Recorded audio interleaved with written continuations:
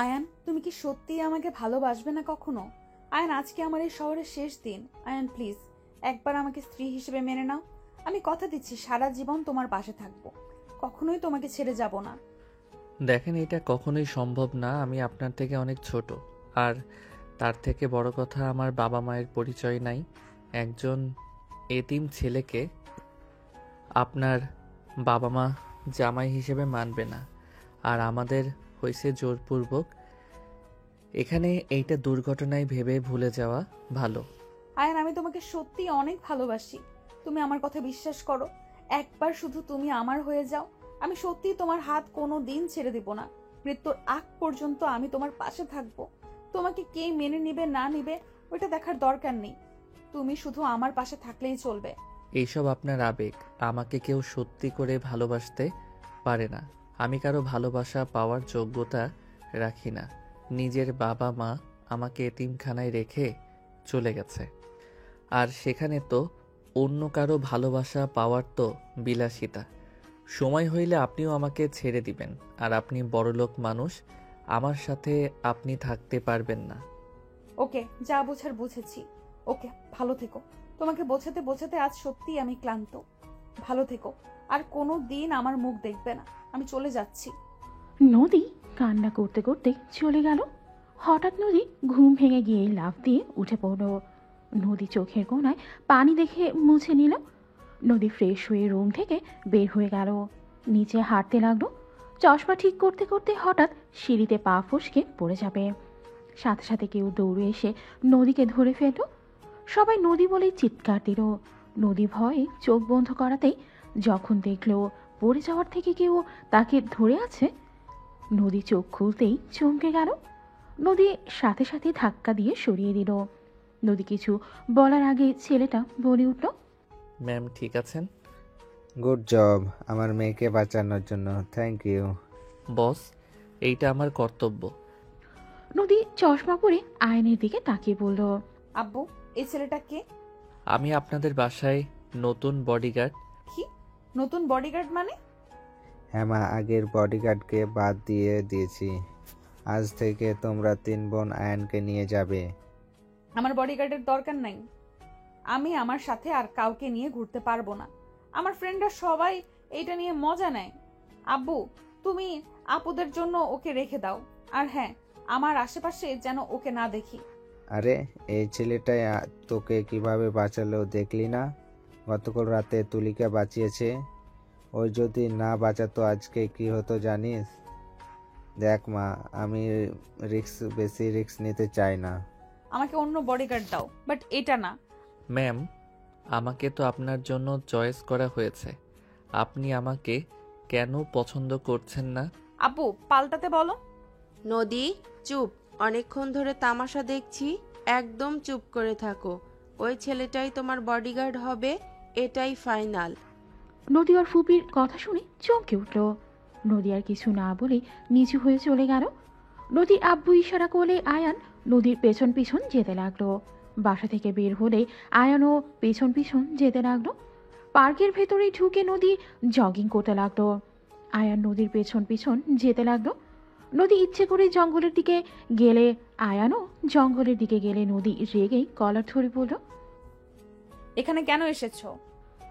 আয়ান নদীকে গাছের সাথে চেপে ধরে ঠোঁট জোড়া নিজের দখলে নিয়ে নিল।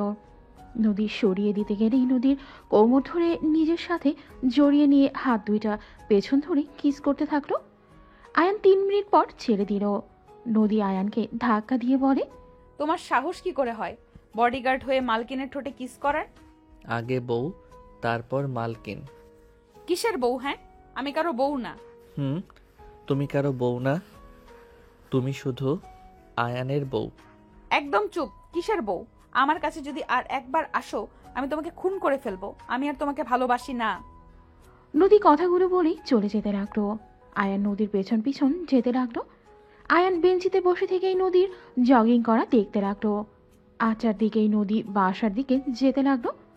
আয়ান নদীর পেছন পেছন যেতে লাগলো। আয়ান নদীর পাশে হাঁটতে হাঁটতে বলল, আইসক্রিম খাবে? আমি কারোর কোনো কিছু খাই না। আরে টাকা আমি দিব না তো তুমি দিবে? আমি জাস্ট নিয়ে এসে দিব।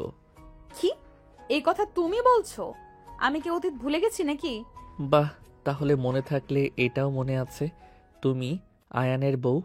আয়ানের কথা শুনে নদী কিছু না বলেই বাসার দিকে চলে গেল। আয়ান ভেতরে গেলেই নদীর বোন তুলি আয়ানকে বলল, আমি কলেজে যাব। ওকে চলেন। খাবার খেয়ে তো যাবি নাকি? নদীর ফুপির কথা শুনেই তুলি বলে ওঠে। বাড়ি থেকে খেয়ে নিব, আমি এখন আসছি। আয়ান তুলিকে নিয়ে যেতে লাগলো। তুলির কলেজ ছুটি হলেই আয়ান তুলির সাথে বাসায় আসে। এসে দেখে সবাই বসে গল্প করছে। নদী আয়ানকে দেখে বলল, এই ছেলে, সারাদিন কিছু খাইছো নাকি? ওইখানে দাঁড়িয়েছিলে। বনরুটি খাইছিলাম, পেট ভরা আছে। আয়ানের কথা শুনে নদীর বোন তুলি, উফ, আমার তো খেয়ালই ছিল না। এই নাও, এই টাকাটা নিয়ে বাড়ি থেকে খেয়ে আসো। লাগবে না ম্যাম, আমার কাছে আছে। ওই শোনো, বলেন। খাবার খেয়ে নাও, আমি বের হব। আচ্ছা, আমি বাহির থেকে খেয়ে আসছি। তুমি তোমার রুমে যাও, আমি খাবার পাঠিয়ে দিচ্ছি। বলার জন্য ধন্যবাদ ম্যাম, আমি বাহির থেকে খেয়ে আসছি। আয়ান কথাটা বলে বের হয়ে গেল। নদীর ফুপি রেগে বলে ওঠে, এত ওই ছেলেটাকে নিয়ে মাতামাতি করার কি আছে শুনি? আর যেন এত মাতামাতি করতে না দেখি। বডিগার্ডের মতোই থাকতে দাও। নদীর ফুপির কথা শুনে সবাই চুপ হয়ে গেল। আয়ান রুমে গিয়ে গোসল করে বাইরে গিয়ে কলা পাউরুটি খেয়ে নিল। আয়ানের ফোন বেজে উঠলেই আয়ান কল রিসিভ করলো। আসসালামু আলাইকুম ড্যাড। ওয়ালাইকুম আসসালাম, কেমন আছো? আলহামদুলিল্লাহ, আপনি? আলহামদুলিল্লাহ। তুমি কোথায়? আমি তো রাস্তায় ড্যাড। আয়ান, সত্যি করে বলো তুমি কোথায়? রাহেলা চৌধুরী বাসায়। হোয়াট, মাথা ঠিক আছে? হ্যাঁ, মাথা ঠিক আছে। আমার অনেক প্রশ্ন আছে, আমাকে জানতে হবে, আর আমাকে নিয়ে চিন্তা করেন না। আয়ান, সব সময় ঝামেলা ভিতরে না গেলে তোমার হয় না? দেখো, আমি দেশের বাইরে, তোমার কিছু হইলে আমি কিভাবে থাকবো? কেন বুঝতে পারছো না? ওইসব ভয় আমি করি না, একদিন না একদিন মারা যেতে হবেই। ড্যাড, এত চিন্তা করেন না। আমি আজ দেশে আসবো। আমাকে নিয়ে এত চিন্তা কেন করছেন? দেখেন, এমন করলে আমি কিন্তু আমার মতো হারিয়ে যাব। আয়ান, এটা খুব বাড়াবাড়ি হচ্ছে। ড্যাড, আমার কিছু হবে না। আচ্ছা, রাখছি। আয়ান কল কেটে দিয়ে পকেটে ফোন রেখে বাসার ভেতরে ঢুকে পড়ল। আয়ান হেঁটে সোজা সদর দরজার সামনে গিয়ে কলিং বেল দিলে নদী খুলে দিল। আয়ানকে দেখে বলল, চলো। আয়ান নদীকে নিয়ে যেতে লাগলো। আয়ান ড্রাইভারকে না করে দিয়ে নিজেই ড্রাইভিং করতে চাইলে ড্রাইভার রাজি না হলে নদী ইশারা করলে ড্রাইভার বলে ওঠে, ম্যাম, এই ছেলেটা নতুন, আমি আপনার সাথে এভাবে পাঠিয়ে দিতে পারি না। আমি ভেতরে থেকে কথা বলে আসব, তারপর চাবি দেব, তার আগে না। ড্রাইভার কথাগুলো বলে ভেতরে চলে গেল। আয়ান গাড়িতে একটা থাপ্পড় মেরে বলে, নিজের বউকে নিয়ে যাব, তাও আবার 14 গোষ্ঠী অনুমতি নেওয়া লাগবে। আস্তে কথা বলো। আমার ফ্যামিলিকে সাধারণ ফ্যামিলি ভেবো না। আমার দাদা সম্পর্কে কিছু জানো? তোমাকে লাগবে। তোমার দাদাকে দিয়ে কি করব? আমাকে কখনোই পাবে না। আমি আর তোমাকে চাই না। আর এইসব করে কোনো লাভ নেই। আমার বিয়ে ঠিক হয়ে গেছে। 2 মাস পর আমার বিয়ে। জামাই থাকতে আবার বিয়ে কিভাবে হয়? ডিভোর্স লেটার পাঠিয়ে দিতাম। আমি ডিভোর্স লেটারে সাইন করব না। নদী কিছু বলবে তার আগেই ড্রাইভার এসে বলে, এই ছেলে তোমাকে ভেতরে যেতে বলছে। আয়ান বিরক্ত হয়ে ভেতরে চলে যেতে লাগলো। নদী আয়ানের পেছন পেছন যেতে লাগলো। ভেতরে গেলেই নদীর ফুপি রেগে বলে ওঠে, কে তুমি? এখানে কি জন্য এসেছো? তোমার পরিচয় দাও। এখনই আমাকে পরিচয় দাও। আমি আয়ান, এতিমখানায় বড় হয়েছি। পড়াশোনা হয়েছে, টাকা নাই, চাকরিও নাই। 3 দিন আগে আপনার ভাতিজিকে বাঁচিয়েছিলাম, আপনার বড় ভাইকে বাঁচিয়েছিলাম, সেখান থেকে আমাকে এই জব দেওয়া হয়েছে। আমার কেন জানি মনে হচ্ছে, কোথায় তোমার এতিমখানা? আর এনআইডি কার্ড দেখাও। আয়ান কিছু বলতে যাবেই সাথে সাথে নদীর ফুপির কাছে একজন লোক এসে নদীর ফুপির কানে কানে কিছু বললে সাথে সাথেই নদীর ফুপি থমকে গেল। আয়ানের দিকে অসহায়ভাবে তাকিয়ে কাঁপা কাঁপা কণ্ঠে বলল, আচ্ছা, যাও। আমার ঠিকানা কি লিখে দিব? আপনি গিয়ে খোঁজ খবর নিয়ে আসেন।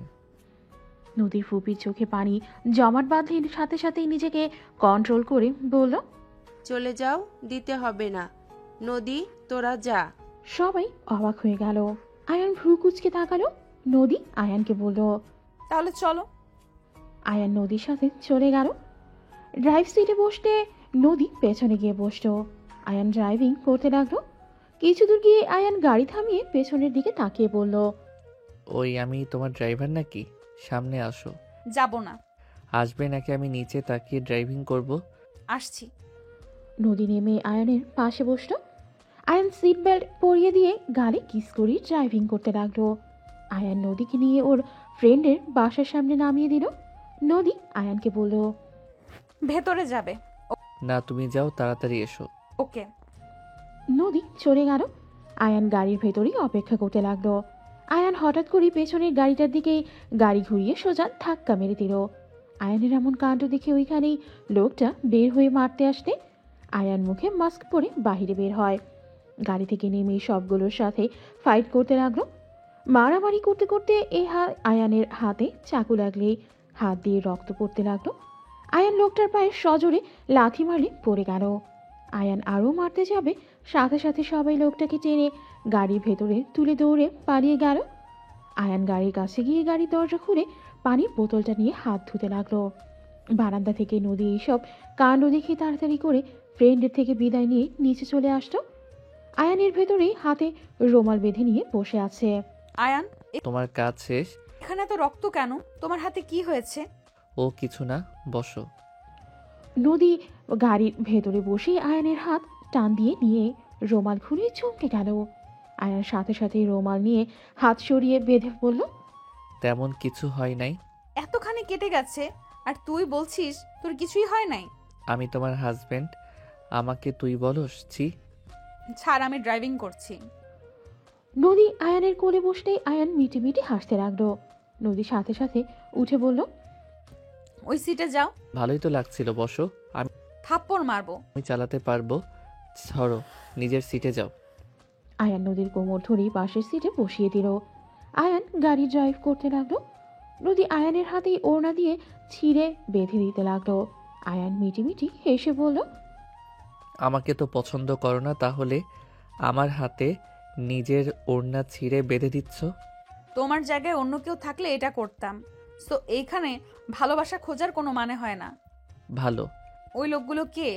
আমি কি জানি, আপনাদের কোনো শত্রু হবে হয়তো। তুমি কিভাবে জানলে ওই আমাদের ক্ষতি করবে? আমি খেয়াল করছি আমাদের পিছনে লাগছে। আমরা যেই দিকে যাই সেদিকে আসে। এমনকি আমি এখানে গাড়ি থামাতে ওই পিছনে থেমে গেছে।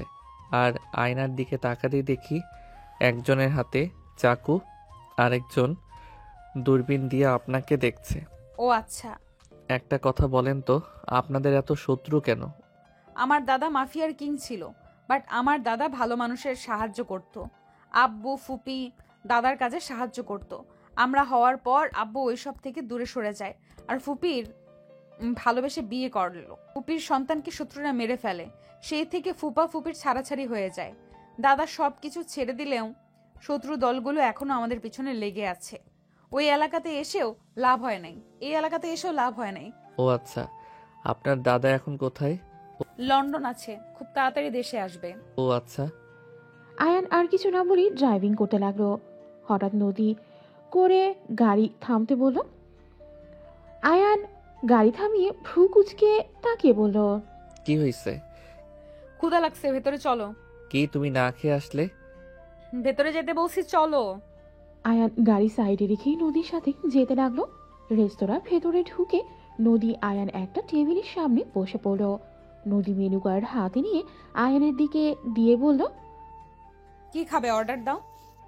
তুমি কি খাবে সেটা দাও, আমি কিছু খাবো না।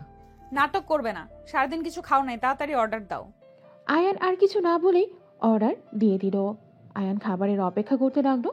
হঠাৎ ফোন বেজে উঠলে আয়ান সাথে সাথেই ফোনটা বের করে দেখে নদীকে বলল। তুমি থেকো, আমি একটু কথা বলে আসি। আয়ান উঠে সাইডে চলে গেল। নদী বেশ অবাকই হলো, বাট কিছু বলল না। আয়ান কথা বলা শেষ করে ফিরে আসতে খাবারও চলে আসতো। আয়ান খাবার খেতে লাগলো আর নদীকে বলল। কি ব্যাপার, আমার দিকে তাকিয়ে কি দেখছো? খাবার খাও। তুমি খাও, আমার ক্ষুধা নেই। এ তো আমি খেতে পারবো, মাথা ঠিক আছে? পার্সেল করে নিয়ে যাও। আয়ান খাবার খেয়ে বিল নিয়ে আসতে বলল। খাবারের বিল এগিয়ে দিলে নদী খাবারের বিল দিল। বাকি খাবার পার্সেল করতে বলে। এইসব নিব না, বউ তো আছে খাওয়ানোর জন্য। বউয়ের টাকা খাবো, ভালো জিনিস এসব খাবো না। আয়ান কথাগুলো বলেই উঠে চলে গেল। নদী কিছু না বলে আয়ানের পেছন পেছন যেতে লাগলো। আয়ান গাড়িতে উঠেই বসে পড়ল। নদী আয়ানের পাশে বসলো। আয়ান ড্রাইভিং করে যেতে লাগলো। দুইজন চুপচাপ বসে আছে, কারো মুখে কোনো কথা নেই। নদীদের বাসার ভেতরে গাড়ি থামাতেই নদী নেমে চলে যেতে লাগলো। আয়ান ড্রাইভারকে গাড়ির চাবি দিতে চলে গেল। ড্রাইভারকে চাবি দিয়ে আয়ান সোজা সদর দরজা নক করলো। নদীর আম্মু দরজা খুলে দিল। আয়ান, তোমার হাতে কি হয়েছে? তেমন কিছু না আন্টি। স্যার বা ম্যাম কি আছে? হ্যাঁ, সবাই আছে। আয়ান ভেতরে ঢুকলো। বসার রুমে যেতে হুট করে একজন দৌড়ে এসে আয়ানকে জড়িয়ে ধরে বলল, জান পাখি, তুমি এখানে কি করো? তোমাকে আমি কত খুঁজছি, তোমার কোনো ধারণা আছে? আয়ানের নদীর দিকে চোখ গেলে আয়ান ভয়ে ঢোক গিলে তুলিকে ধাক্কা দিয়ে সরিয়ে দিয়ে বলল, তুলি এখানে কি করছো? আর বেহায়াপানা করতে কতবার না করব? হ্যাঁ, এত মানুষের মাঝে জড়িয়ে ধরার মানে কি? আয়ান, তুমি কিন্তু আবার আমার সাথে রাগ দেখাচ্ছ। রাগ দেখানোর কাজ করবে আর রাগ দেখাবো না? আর তুমি এখানে কি করছো? ওয়েট, তুমি এখানে কি করছো? আমি এখানে জব নিয়েছি। কি? এখানে কিসের জব? বডিগার্ডের। কি? আমার আব্বু তোমাকে ম্যানেজার পদে চাকরি দিতে চাইলো আর তুমি সেই সব ছেড়ে এখানে বডিগার্ড? মাথা ঠিক আছে? ছাড়ো তো, ম্যামের সাথে কথা আছে। ওয়েট, তোমার হাতে কি হয়েছে? আয়ানের হাত তুলি ধরতে আয়ান সরিয়ে দিয়ে সোজা নদীর ফুপির সামনে গিয়ে বলল, ম্যাম, কিছু মনে না করলে আপনার সাথে কয়েক মিনিট কথা বলতে পারবো? হ্যাঁ বলো, কি বলবে? আপনার সাথে এই লোকটা কতদিন ধরে কাজ করছে? কেন? হঠাৎ এই কথা কেন? নদীর ফুপির অ্যাসিস্ট্যান্ট আয়ানের দিকে রাগি লুক নিয়ে বলে, আমি এখানে 10 বছর ধরে কাজ করছি, আর সেখানে তোর কি করে? রহমত, ভালোভাবে কথা বলো আর চুপ থাকো। নদীর ফুপির কথা শুনে লোকটা মাথা নিচু করে থাকলো। আয়ান নদীর ফুপির দিকে তাকিয়ে বলল, ম্যাম, আপনাকে কিছু দেখাতে চাই। আয়ান ওর ফোন বের করে একটা ফুটেজ দেখালো। নদীর ফুপির আব্বু অবাক হয়ে গেল। রহমতের দিকে তাকাতেই রহমত দৌড়ে পালাতে যাবে। সাথে সাথেই আয়ান টি টেবিলের ওপর থেকে গ্লাস নিয়ে সোজা মাথায় মারল। রহমত পড়ে গেল। আয়ান দৌড়ে গিয়ে ধরে কলার ধরে টেনে নিয়ে এসে বলে, এই আপনাদের সব খবর আপনাদের শত্রুদের পাঠায়। তুমি এইসব কোথা থেকে পেলে? ম্যাম, কোথায় পেলাম সেটা থেকে গুরুত্বপূর্ণ এই লোকটা আপনাদের 10 বছর ধরে ঠকাচ্ছে। একে কি করবে সেইটা ভাবেন। রহমত নদীর ফুপির পায়ে জড়িয়ে ধরে কান্না করতে গেলেই আয়ান লাথি দিয়ে সরিয়ে দিয়ে বলল, দূর থেকে কথা বল। আর শোন, তোর বসকে বলিস এই বাড়ির মানুষদের গায়ে হাত দেওয়ার আগে আমার সাথে যেন পাঙ্গা নেয়। আমি বেঁচে থাকতে এই পরিবারের এক চুলও ক্ষতি হতে দিব না। নদীর ফুপি আয়নের দিকে তাকিয়ে আছে। নদীর আব্বু রহমতকে মারতে লাগলো। আয়ান ওইখানে না দাঁড়িয়ে বের হয়ে গেল।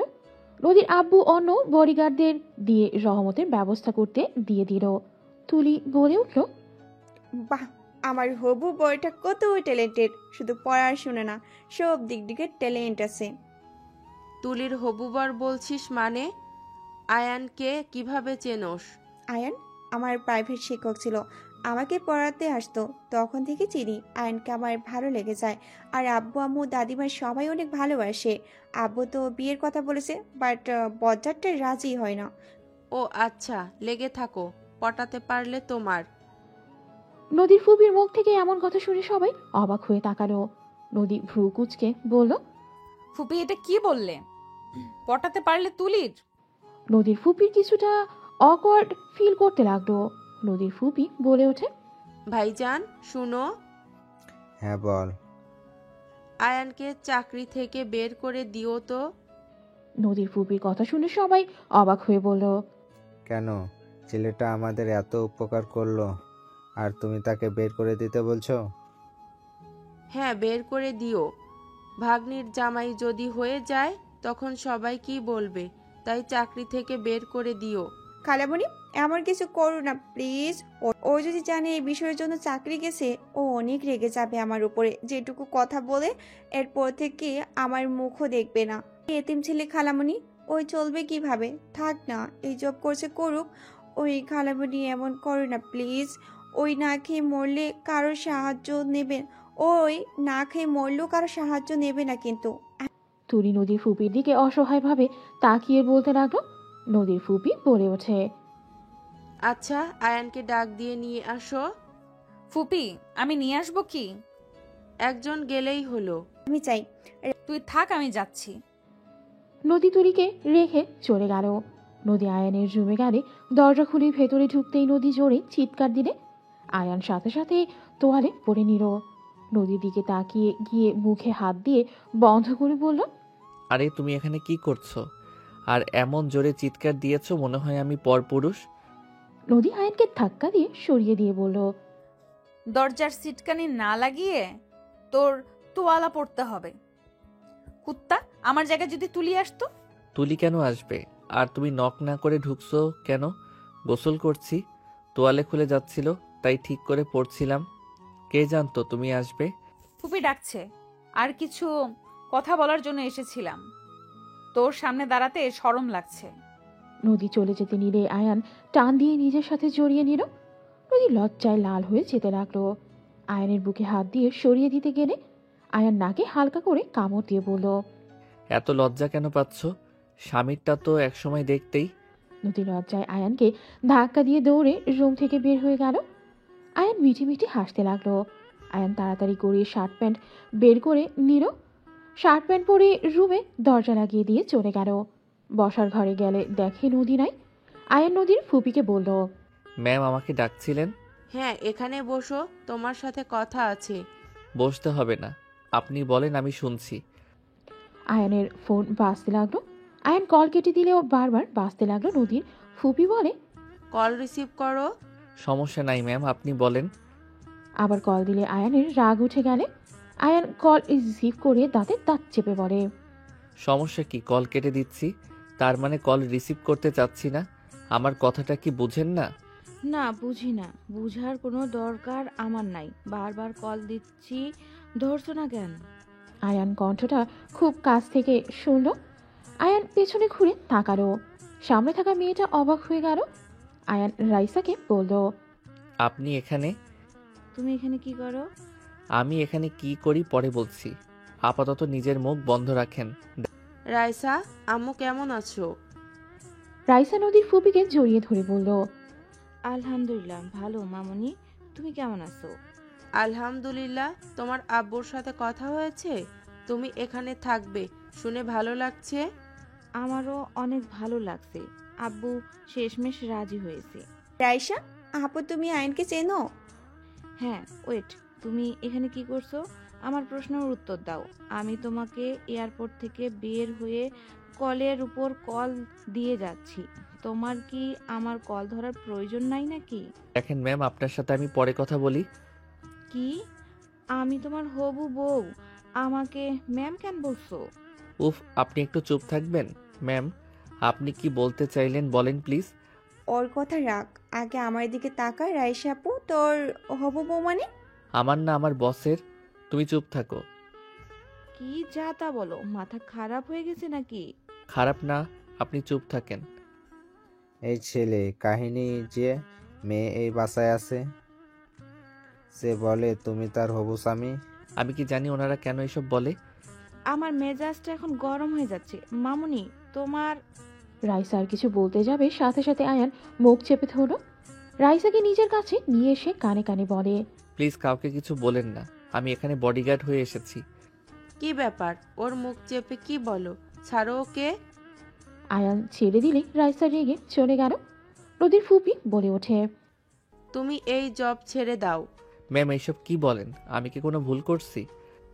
না, ভুল করো নাই, তারপর তুমি চাকরিটা ছেড়ে দাও। আমি ভুলও করলাম অথচ আমাকে বের করে দিবেন?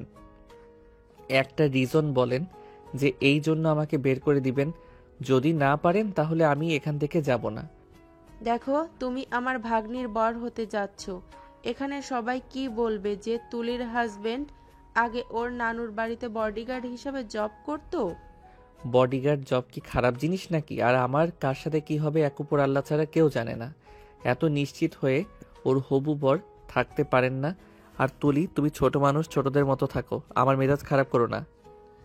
তোমার বেতন ও তো অনেক কম। ওকে তুমি আজ থেকে আমার অ্যাসিস্ট্যান্ট হবে, আমার সাথে সাথে থাকবে। নদীর ফুপির কথা শুনে সবাই অবাক হয়ে আয়ান খুশিতে বলে ওঠে, আপনি যা বলবেন, বাট চাকরি থেকে বের করে দিয়েন না। ওকে, আজ থেকে তুমি আমার পাশের রুমে থাকবে। আমার কোনো কিছুর দরকার হলেই তোমার যেন ডাকতে পারি। আর হ্যাঁ, আজ থেকে 3 বেলায় আমাদের সাথে খাবে। ঠিক আছে ম্যাম, কিন্তু আপনাদের সাথে আমার মতো এতিম ছেলে খাবার খাবে, ব্যাপারটা খারাপ দেখায়। তোমাকে ওইসব নিয়ে ভাবতে হবে না, যেটাই বলছি ওটাই করো। আর যাও, তোমার জামা কাপড় নিয়ে এসো, আমার পাশের রুমে চলে যাও। ধন্যবাদ ম্যাম। আয়ান খুশি হয়ে পেছনে ঘুরিয়ে খুশিরা চলে গেল। আয়ান তাড়াতাড়ি করে ব্যাগ নিয়ে এসে পাশের রুমে চলে গেল। আয়ান খাটার উপরে বসে থাকতে লাগলো। যাক, ভালো হইল, বউটাকে জ্বালাতে পারবো, আর আমার প্ল্যানটাও কাজ করতে সুবিধা হবে। আয়ান খুশি মনে বসে থাকতে রাইসা রুমের ভেতর এসে বলল, এসব কি? আমার ব্যক্তিগত ব্যাপারে এখানে নাক না গলালে খুশি হব। তোমাকে এখন আমার সাইকো মনে হচ্ছে। ভালো, আমি সাইকো? আমাকে বিয়ে করা বিলাসিতা? আপনি আপনার বাবা মাকে বলেন আমাকে বিয়ে করতে পারবেন না। তোমার যদি আমাকে পছন্দ না হয় তাহলে সোজা বলে দাও না কেন? এভাবে আমার কাছে ঝামেলা করার মানে কি? আমার কথা কেউ সিরিয়াসভাবে নেয় না, সেখানে আমি কি করতে পারি? তোমার ড্যাড, আমার মম ড্যাড চলে আসবে খুব তাড়াতাড়ি, তখন সবাইকে বলে দিও। আপনিও তো বলতে পারেন। আমি কেন বলবো? যান, মাথা ব্যথা করছে, ঘুমাবো। আর প্লিজ লাইটটা একটু অফ করে দিয়ে যাও। আয়ান খাটে উপরে শুয়ে পড়ল। রাইসা লাইট অফ করে রুমে দরজা চাপিয়ে দিয়ে চলে গেল। রাইসা বসার রুমে গেলে তুলি বলে, আমি আয়ানকে ডাক দিয়ে নিয়ে আসি। যেতে হবে না, ওই ঘুমিয়ে গেছে। তুমি কিভাবে জানলে?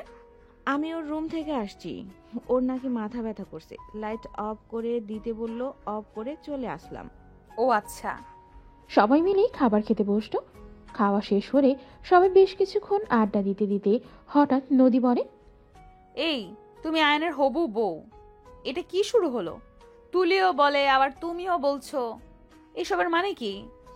কি তুলির সাথে আবার আয়নের কিসের সম্পর্ক? তুলি তো ছোট, আর আমার মনে হয় না ওর সাথে কোনো সম্পর্ক আয়নের থাকতে পারে। কেন থাকতে পারবে না? দুইজনের ভেতরে ঝগড়া হলেই নদী রেগে ওর ছোট বোন তুলিকে বলে, আয়নের বাচ্চাকে এখন ডাক দিয়ে তুলে নিয়ে আয়। আরে, দুইজন কি শুরু করলি? নদীর ছোট বোন তুলি দৌড়ে গিয়ে আয়ানকে ডাক দিয়ে তুলে নিয়ে আসতো। আয়ান ঘুম ঘুম চোখে বসার রুমে এলো। দুইজনের মারামারি ঝগড়া দেখে বলল, এখানে এসব কি হচ্ছে? নদী রেগে আয়ানের সামনে এসে সোজা ঠাস ঠাস করে থাপ্পড় মারে। আয়ান নদীর ফুপির পায়ের কাছে গিয়ে পড়ল। আয়ানের মাথা যন্ত্রণা বেড়ে যেতে লাগলো। নদীর ফুপি আয়ানকে ধরে তুলে আয়ান নদীর ফুপির দিকে তাকিয়ে থেকে পরক্ষে চোখ সরিয়ে নিয়ে নদীর দিকে তাকিয়ে বলল, কি হয়েছে, এত রেগে গেছেন কেন? আমি কি করলাম? তুই পাইছস কি? হ্যাঁ, কয়টা মেয়েকে বিয়ের কথা বলে আশা দিয়ে রাখছস বলতে পারবি? আর কত মেয়ের সাথে বিয়ের কথা বলে রাখছস? আয়ান নদীর কথা শুনে নদীর কাছে যেতে চাইলে নদী রেগে বলে, একদম আমার কাছে আসবি না, যা বলার দূর থেকে বল। আমার কাছে আসলে আমি তোকে খুন করব। রাইসা তুলি কিছু বলতে যাবে, আয়ান রেগে বলে ওঠে, এই চুপ, দুইজন আগে ওনার সাথে আমি ঝামেলা মিটিয়ে নিব, তারপর আপনাদের কথা শুনবো। এর ভিতরে যদি একটা কথা দুইজনের একজন বলে, তাহলে দুজনের কপালে দুঃখ আছে বলে দিলাম। আপুকে কেন বুঝতে হবে? আপুও কি তোমার গার্লফ্রেন্ড নাকি? এই তোকে চুপ থাকতে বলছি না? চুপ থাক, বেশি কথা বললে দাঁত ফেলে দিব। ওই তো খারাপ বলে নাই। ওয়েট, নদিয়াপুর সাথে তোমার কোনো সম্পর্ক আছে নাকি? এখানে নীলা, তুলিও তো ছিল, কেউ রেগে গেল না? নদিয়াপু কেন রেগে গেল? ওনার ইচ্ছে হইছে রাখছে, এতে আপনাদের কোনো সমস্যা? নদী চলে যেতে নিলে আয়ান সাথে সাথে নদীর হাত ধরে। নদী পেছনের দিকে রাগে রূপ নিয়ে তাকালে সাথে সাথে আয়ান হাত ছেড়ে ভয়ে ভয়ে বলে, বিশ্বাস করেন ম্যাম, আমি আমার পড়াশোনা নিয়ে ব্যস্ত ছিলাম। আমার পক্ষে পড়াশোনা চালানো কঠিন হয়ে যাচ্ছিল। তখন আমার বেস্ট ফ্রেন্ড কিছু টিউশনের ব্যবস্থা করে দেয়, যেটার ভিতরে তুলিও ছিল। আমি জাস্ট ওকে পড়াতে গেছি, ওর সাথে আমার কোনো সম্পর্ক নাই। ওর ফ্যামিলির সবাই আমাকে অনেক পছন্দ করে। আর আঙ্কেল একদিন আমাকে বলছিল আমার পড়াশোনা শেষ হইলে ওনার মেয়েকে বিয়ে করলে ওনাদের কোম্পানির ম্যানেজার পদটা দিবে, তারপর ভালো কাজ করলে 50% ভাগ আমাকে দিয়ে দিবে। বাহ, কত সুন্দর কথা। এই জন্য তুলিকে বিয়ে করার জন্য রাজি হয়ে গেছিলি নাকি? আপনি আমার কথা পুরো না শুনে কেন ভুল বুঝেন? কি কথা শুনবো বলতো? তুই তো রাজি হয়েছিলি, না হলে কি তুলি তোকে হবু বর বলছে? প্লিজ শান্ত হন। এখন যা বলবো উল্টাই বুঝবেন। আমি সেদিন রাজি হই নাই। আমি টিউশনি ছেড়ে দিয়েছিলাম। তারপর থেকে তো আমি তুলিকে ইগনোর করে গেছি। ওর আব্বু আমার উপরে রেগে আছে, এতে আমার কিছু যায় আসে না। খুব ভালো। তা রাইসাকেও টিউশনি করাতে গেছিলেন নাকি? না, ওইটা অন্যরকম, যেইটা আপাতত বলতে পারবো না। কেন পারবেন না? তাহলে তুই হবু বর বলস কেন? তোকে রিজেক্ট করে দিয়েছে। তোর যা ইচ্ছে হয়, এতে আমার কিছু যায় আসে না। নদী রেগে গেলে চলে গেল। তুলি বলে ওঠে, রিজেক্ট করেছে আমার ভালোবাসা দিয়ে, ওর মন জয় করিয়ে নিব। ওর সাথে আমার বিয়ে ফাইনাল হয়ে আছে। দুইজনের ভেতরে আবার ঝগড়া লাগতেই আয়ান জোরে চিল্লিয়ে বলে ওঠে, এই দুইজন থামবেন। আমি আপনাদের কাউকে বিয়ে করব না। আমি অন্য কাউকে ভালোবাসি, তাকে ছাড়া আমি কাউকে আমার স্ত্রী হিসেবে মেনে নিব না। আমার একটা অতীত আছে।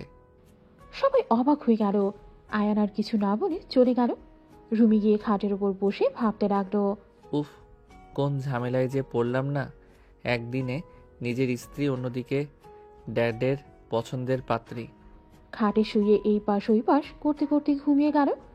6টার দিকে ঘুম ভেঙে গেল। আয়ান উঠে লাইট জ্বালিয়ে দিল। আয়ান হাতের দিকে চোখ গেলেই অবাক হয়ে গেল। আয়ান মুচকি হাসি দিয়ে বলল, এইটা নিশ্চয়ই নদীর কাজ। এমন রাগও দেখাবে আবার ভালোবাসাও দেখাবে, ফাজিল মাইয়া। আয়ান ওয়াশরুমে গিয়ে ফ্রেশ হয়ে নিল। রুম থেকে বের হয়ে দেখে সবাই বসে আছে। আয়ান নদীর ফুপির দিকে তাকিয়ে বলল, ম্যাম, এখন কি আপনি বের হবেন নাকি? নদী ম্যামকে নিয়ে পার্কে যাব। নদী বের হয়ে গেছে অন্য গার্ডকে নিয়ে। আমি 9টার দিকে বের হব। আপাতত তোমার কাজ নাই? ও আচ্ছা। আয়ান রুমে চলে যেতে নিলেই রাইসা বলে ওঠে, আয়ান, আমি বাইরে যাব, একজনের সাথে আমার মিটিং আছে। আমাকে রেখে আসতে পারবে? কখন যাবেন? এখন রেখে আসলে ভালো হবে। ওকে চলেন। আমি ব্যাগ নিয়ে আসছি। রাইসা চলে গেল। আয়ান দাঁড়িয়ে থাকলে নদী ফুপি বলে, বসো, দাঁড়িয়ে আছো কেন? সমস্যা নেই, উনি তো চলে আসবে। আয়ানের ফোনে কল আসলে আয়ান কলটা রিসিভ করতে ওই পাশ থেকে কেউ বলে ওঠে, পারলে নিজের স্ত্রীকে বাঁচিয়ে নে। কে আপনি? এসব কি বলছেন? আয়ানের কথা শুনে বলে, কে আমি সেটাই শুনে কি করবি? নিজের স্ত্রীকে বাঁচাতে পারলে পুরনো স্কুলে ওইদিকে চলে আয়। সাথে সাথেই ফোন কেটে দিল। আয়ান দৌড়ে যেতে লাগবে, হঠাৎ নদীর সাথে ধাক্কা লাগলো। আয়ান সাথে সাথেই নদীকে ধরে ফেলে। আয়ান নদীকে দেখে শক্ত করে জড়িয়ে ধরলে নদী আয়ানকে ধাক্কা দিয়ে গালে থাপ্পড় মেরে বলে, বেয়াদব ছেলে, আমাকে জড়িয়ে ধরার সাহস কোথায় পাস?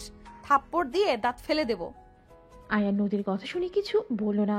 আয়ান ভাবতে লাগলো, নদী এখানে থাকলে আমার বউকে তাহলে এইসব কি বলল? ওয়েট, তার মানে রাইসার বিপদ আছে? উফ, মাথায় কাজ করছে না। আয়ান, এই আয়ান, কি ভাবছো? আয়ান ভাবনার জগৎ থেকে বের হয়ে দেখে নদী চলে গেছে। আয়ান রাইসার দিকে তাকিয়ে বলল, রাইসা, তোমার এখন বের হওয়া ঠিক হবে না। কেন? কিছু না, চলো। আয়ান রাইসাকে নিয়ে যেতে লাগলো। আয়ান ড্রাইভারের দিকে চাবি নিয়ে আয়ান চলে গেল।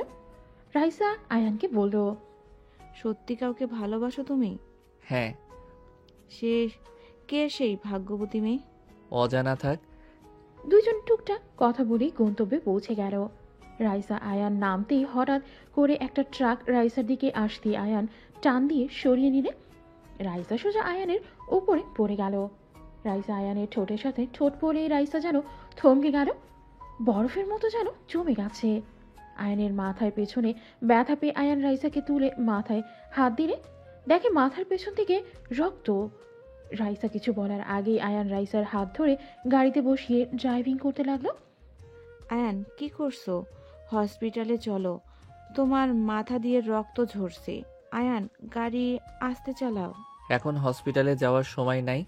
আমাকে জানতে হবে তোমাকে ওরা কেন মারতে চায়। তোমার ওইসব জানতে হবে না। তুমি হসপিটালে চলো, রক্ত পড়ছে কিন্তু। রাইসা ব্যাগ থেকে ওড়না বের করে আয়নের মাথায় বেঁধে দিতে লাগলো। আয়ান ড্রাইভিং করতে গিয়ে অল্পের জন্য অ্যাক্সিডেন্ট করে না। রাইসার হাত সরিয়ে দিয়ে বলল, উফ, সরো, ভয়। আয়ান ওই ট্রাকের পেছন পেছন পুরনো স্কুলের দিকে চলে গেল। আয়ান গাড়ি থামাতেই গুলি ছুটতে লাগলো। রাইসা ভয়ে বলে ওঠে, আয়ান তাড়াতাড়ি গাড়ি ব্রেক করো। এখানে কেন আসলে আয়ান? তাড়াতাড়ি। পেও না, তুমি গাড়ি নিয়ে এখান থেকে যাও, আমি বাকিটা দেখে নিচ্ছি। আয়ান লোকেশন সেন্ড করে দিলে রাইসা আয়ানকে টেনে গাড়িতে বসিয়ে দিয়ে গাড়ি চালাতে লাগলো। আয়ান নামতে চাইলো। রাইসা আয়ান মাথার পেছনে ধরে ঠোঁটের সাথে ঠোঁট মিলিয়ে দিয়ে বসিয়েছে। সামনের দিকে তাকিয়ে গাড়ি চালাতে লাগলো। আয়ান রাইসাকে সরিয়ে দেওয়ার চেষ্টা করতে লাগলো। আয়ান ওইখান থেকেই বের হতেই আয়ানকে ছেড়ে দিলে। আয়ান ঠাস ঠাস করে থাপ্পড় মেরে বলল, এটা কি ধরনের ব্যবহার? তুমি আমার সাথে এসব কি করলে? Just set up. তোমার কিছু হলে আঙ্কেলকে আমি কি জবাব দিতাম? আমার জন্য অলরেডি তোমার মাথা ফেটে গেছে। তোমাকে আমার জন্য এত ভাবা লাগবে না। অবশ্যই ভাবতে হবে। গাড়ি থামাও, আমাকে দেখতে হবে কে ওই কেন মারতে চায়। দেখতে হবে না? আয়নের লোকজন ওর পাশ দিয়ে গেলে আয়ন আর কিছু না বলেই রাইসার সাথে যেতে লাগলো। রাইসা আয়ানকে নিয়ে সোজা নদীদের বাসায় চলে গেল। আয়ান ভেতরে ঢুকতেই নদী বলে ওঠে, কি ব্যাপার? তোর ঠোঁটে লিপস্টিকের দাগ আর রাইসা তোমার, তার মানে বাবা বিয়ের আগেই এসব? নদীর কথা শুনে রাইসা লজ্জা পেয়ে গেল। বড়রা সবাই হালকা করে কাশি দিলে নদী রাইসা লজ্জায় দৌড়ে চলে গেল। নদীর রাগে দুঃখে হাত মুঠো করে নিল। আয়ান নদীর ব্যাপার বুঝতে পেরে অসহায়ভাবে তাকালো। নদীর ফুপি আয়ানের দিকে তাকিয়ে বলল, চলো তাহলে। আয়ানের দিকেই তাকাতে আয়ানের কাছে ছুটে এসে বলল, আয়ান, মাথায় কি হয়েছে তোমার? তেমন কিছু না ম্যাম, চলেন। কোথায় যাবেন? নদী এগিয়ে এসে ওড়না খুলে দিলে দেখে মাথা দিয়ে রক্ত চুইয়ে চুইয়ে পড়ছে। নদী আয়ানকে বলল, তোমার মাথায় দিয়ে রক্ত পড়ছে। আয়ান কি হয়েছে? মাথা ফেটে গেল কিভাবে? তেমন কিছু না। তেমন কিছু না মানে? এখন হসপিটালে চলো। আরে কোথাও যাওয়া লাগবে না। নদীর রাগের শরীর কাঁপতে লাগলো। আয়নের কলার ধরে বলল, ব্যাস, অনেক হয়েছে। এই বাসা থেকে এখন চলে যাবি। কেন? আমি কি করছি? আমাদের জন্য তুই নিজের বিপদ কেন বাড়াচ্ছিস? আমার ফ্যামিলিকে মরতে হবে, এটা স্বাভাবিক বিষয়। আমি চাই না আমাদের ফ্যামিলির জন্য তোমার কিছু হোক। আমি তোমাকে হাত জোর করে বলছি, এখান থেকে চলে যাও। আর 2 সপ্তাহ পর আমার বিয়ে, তাই এখান থেকে চলে যাও। আমি কোথাও যাব না, তোমার বিয়ে খেয়ে তারপর যাব। নদী কান্না করতে করতে বলতে লাগলো, প্লিজ যাও চলে এখান থেকে। আমি তোমাকে আর ভালোবাসি না। আমার জন্য শুধু শুধু নিজের ক্ষতি কেন করবে বলো? তোমার সুন্দর একটা ভবিষ্যৎ আছে। আয়ান, তুমি এখান থেকে চলে যাও। নদী কথাগুলো বলেই কান্না করতে করতে আয়নের পায়ের সামনে বসে থেকে পা জড়িয়ে ধরল। নদীর এমন অবস্থা দেখে সবাই অবাক হয়ে গেল। রাইসা সিঁড়ি বয়ে নিচে নেমে সেই সব দেখে হতভম্ব হয়ে তাকিয়ে আছে। আয়ান নদীর সামনে বসে 2 হাত ধরে 2 হাতে চুমু দিয়ে বলল, এইসব কি করছো নদী? আমি এখান থেকে কোথাও যাব না। কেন যাবে না? আয়ান, আমি তোমাকে ভালোবাসি না। আমার বাংলা কথা কি বোঝো না? তুমি আমাকে ভালোবাসো আর এটা আমি খুব ভালো করে জানি। নদী, কান্না করো না, আমার কিছু হবে না। এত কিছু হয়ে যাওয়ার পর তোমার এই এক বালের কথা শুনতে শুনতে বিরক্ত হয়ে গেছি। কিছু হবে না হবে বলো, কিছু হবে না বলে মাথা ফাটিয়ে নিলে, হাত কেটে নিলে, আর কি হওয়া বাকি বলতে পারো? আর কার জন্য তুমি এসব করছো? যে তোমাকে আর চায় না। বোঝার চেষ্টা করো, আমি আর তোমাকে চাই না, তোমাকে আমি ভালোবাসি না। আমি তোমার প্রতি আগের মতো ফিলিংস আসে না। নদী আয়ানকে কথাগুলো বলে ধাক্কা দিয়ে সরিয়ে দিয়ে উঠে দাঁড়ালো। আয়ান নদীর সামনে দাঁড়িয়ে বলে, তুমি আমাকে ভালোবাসো আর না বাসো এইটাতে আমার কিছু যায় আসে না। আমি এখানে থাকবো আর এই ফ্যামিলিকে রক্ষা করব।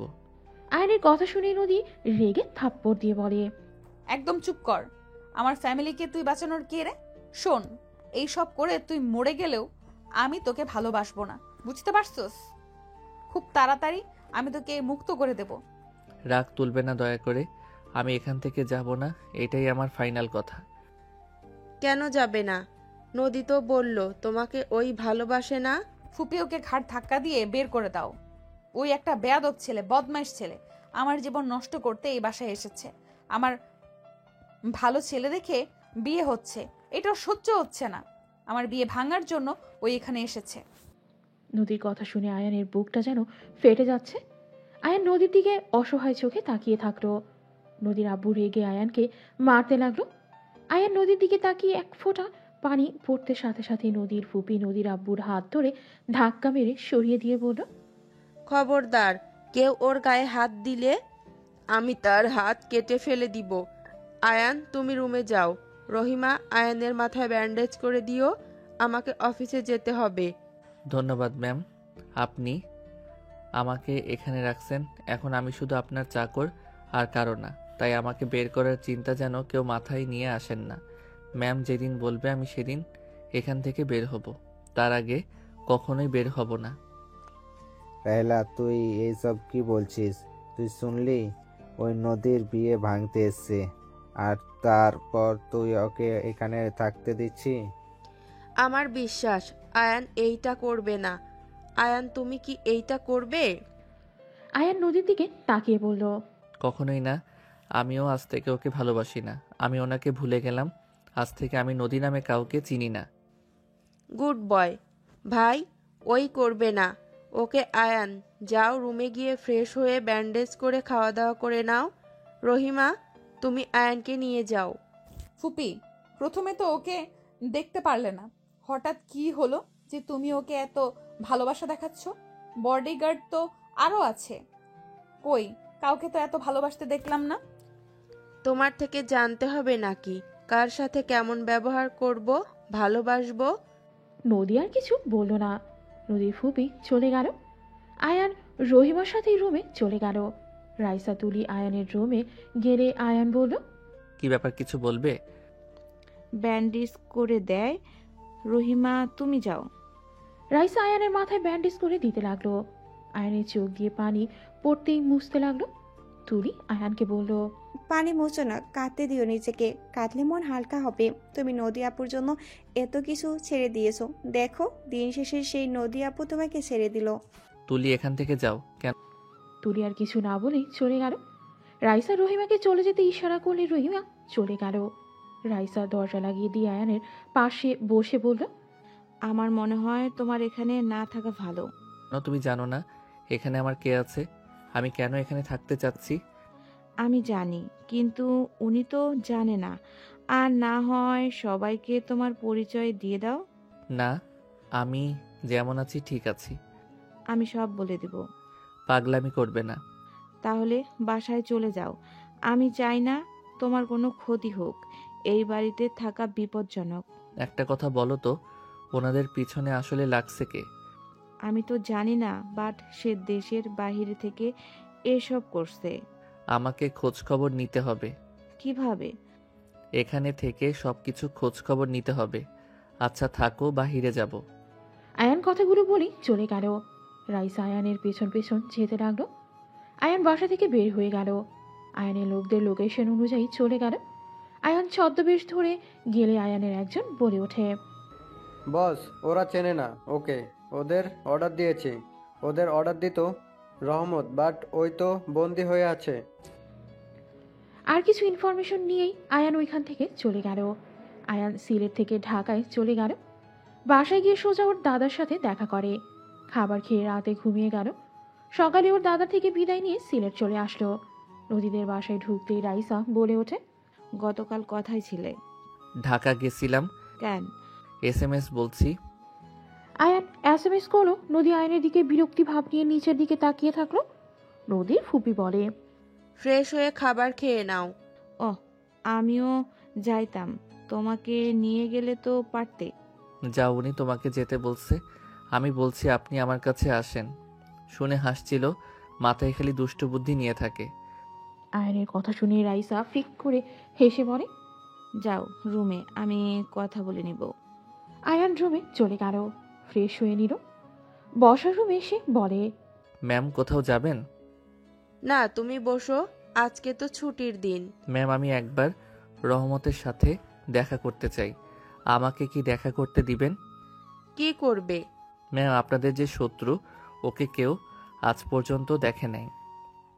এখানে রহমত সবকিছু চালাচ্ছিল। রহমত থেকে আসল শত্রুকে বের করা যাইতে পারে। তার দরকার নাই। আমার শত্রু কে, কেন এমন করছে, আমি সব জানি। সব জানেন তাহলে চুপ করে বসে আছেন কেন? মাঝে মাঝে সব জায়গায় প্রতিশোধ নিতে হয় না। যেখানে জানি আমাদের ভুল ছিল সেখানে কেন প্রতিশোধ নিব? মানে আমাকে কি বলতে পারবেন আসলে কাহিনীটা কি? এত কিছু শুনে কি করবে? এইসব নিয়ে তোমাকে ভাবতে হবে না, তুমি তোমার কাজ করো। ম্যাম ক্ষমা করবেন, কিন্তু যদি আপনারা ভুল করেও থাকেন সেখানে আপনারা তাদের কাছে ক্ষমা চান, সবকিছু আগের মতো মিটিয়ে ফেলেন। যদি আমার কোনো ছেলে থাকতো তাহলে হয়তো বিষয়টা কিছুটা মেটানো যাইতো। মানে? যে আমাদের পেছনে লেগেছে সেই আমার বেস্ট ফ্রেন্ড, আর আরেকজন যে আমাদের মেরে ফেলতে চাচ্ছে সেই আমার বাবার শত্রু, যার ফ্যামিলি আমার বাবার জন্য আগুনে পুড়ে মারা গেছে। তার ভেতরে আমার বেস্ট ফ্রেন্ডের স্বামীও ছিল। বিষয়টা অনেক শান্ত ছিল, কিন্তু আমার সন্তানকে যখন ওরা মেরে ফেলে তখন আমি আমার বেস্ট ফ্রেন্ডের সন্তানকে কিডন্যাপ করি। যখন নিজের ভুল বুঝতে পারি মেয়েটাকে আমি আমার বেস্ট ফ্রেন্ডের কাছে পাঠিয়ে দেই, বাট কার অ্যাক্সিডেন্ট করায় মেয়েটার 2 চোখ নষ্ট হয়ে যায়। সেই অপরাধ আজও কাঁধে নিয়ে ঘুরছি। নদীর ফুপির চোখে পানি গড়িয়ে পড়তেই আয়ান সাথে সাথে কাছে গিয়ে চোখে পানি মুছতে লাগলো। আয়ানের হাত ধরে নদীর ফুপি চুমু দিলে আয়ান বুকের ভেতরেরটাই কেঁপে উঠল। আয়ান নদীর ফুপিকে বলল, ম্যাম কান্না করবেন না, আপনি তো ইচ্ছে করে এমন করেন নাই। নিজের কাছে অপরাধী মনে হয়। আমার জন্য মেয়েটার বিয়ে হয় নাই, কতটা কষ্ট সহ্য করতে হয় মেয়েটাকে। কান্না করেন না, আমি ওনাদের সাথে কথা বলবো। কিছু বলতে হবে না। আপনার স্বামী কোথায়? নদী ফুপির কথাটা শুনে থমকে গেল। আয়ান প্রশ্নের উত্তরের আশায় বসে থাকলেই নদী বলে ওঠে, আমাদের পার্সোনাল ব্যাপারে নাক না গলালে খুশি হব। তুমি কথা বলো না, তুমি চুপ থাকো। রাইসা, তুমি আমার সাথে এইভাবে কথা বলছো? হ্যাঁ বলছি, কারণ তুমি সব কিছুতে বেশি বুঝো। কি বেশি বুঝছি আমি? হ্যাঁ, রাইসা চুপ করবে। ম্যাম বলেন চুপ করে আছেন কেন? জানি না। আপনি আপনার স্বামীকে ভালোবাসেন, তাহলে তার কাছে ফিরে না গিয়ে এখানে কি করছেন? আমার স্বামী আমাকে ঘৃণা করে, আমার নাম শুনলে তার থেকে দূরে থাকে। যদি বলি আপনি যা বলছেন সব মিথ্যা কথা? না, সব সত্যি। সব মিথ্যা। উনি আপনাকে আজও অনেক ভালোবাসে। না, বাসে না। সেই বিয়ে করবে, সন্তান স্ত্রী নিয়ে সুখে আছে। এটা মিথ্যা কথা। তুমি বেশি জানো? এই ছেলে এইসব বিষয়ে তোমাকে কথা বলার অধিকার কে দিয়েছে?